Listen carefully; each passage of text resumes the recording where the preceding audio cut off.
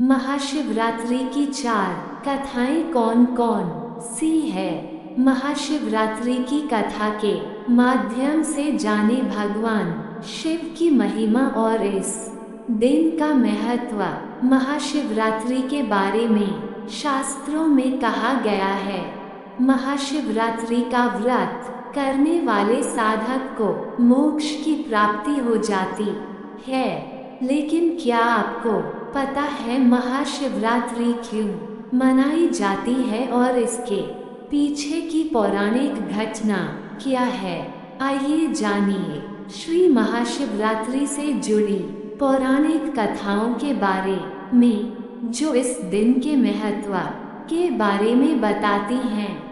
पहली कथा के अनुसार एक बार माता पार्वती ने भोलेनाथ से पूछा कि कौन सा व्रत उन्हें सर्वोत्तम भक्ति और पुण्य प्रदान कर सकता है। तब भोले शंकर ने स्वयं इस पवित्र महाशिवरात्रि के बारे में बताया था।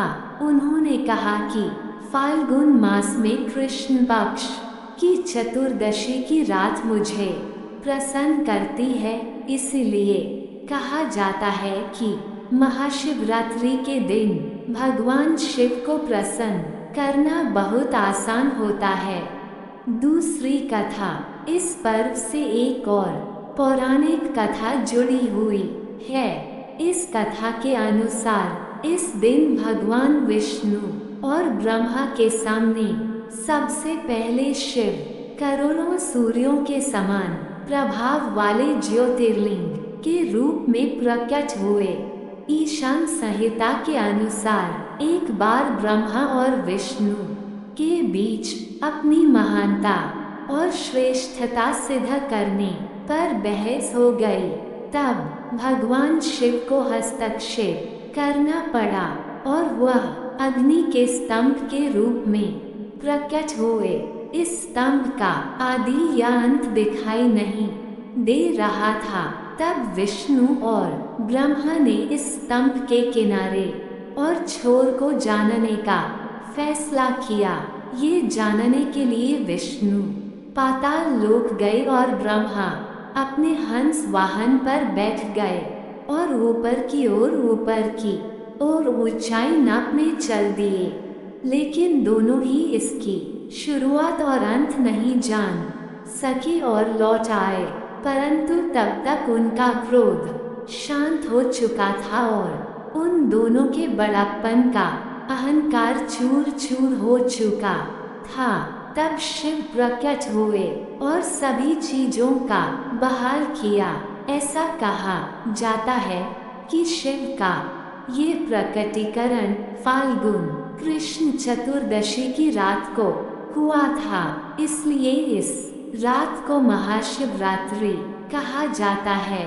तीसरी कथा, वहीं एक और पौराणिक कथा के अनुसार ये भी कहा जाता है कि मां सती के पुनर्जन्म में जब वह माता पार्वती बनी, तब मां पार्वती शिव जी को पति के रूप में प्राप्त करना चाहती थी और उन्होंने शिव जी को प्रसन्न करने के लिए कई जतन किए थे, लेकिन भोलेनाथ प्रसन्न नहीं हुए।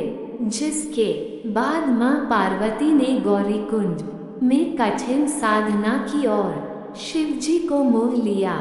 जिसके बाद इस दिन शिव जी और मां पार्वती का विवाह हुआ और शिव ने गृहस्थ जीवन में वैराग्य के साथ प्रवेश किया था और तभी से महाशिवरात्रि के दिन शिव और शक्ति के मिलन के उत्सव के रूप में भक्त उपवास और पूजा करके इस त्योहार को मनाते हैं और शिव और शक्ति का आशीर्वाद लेते हैं।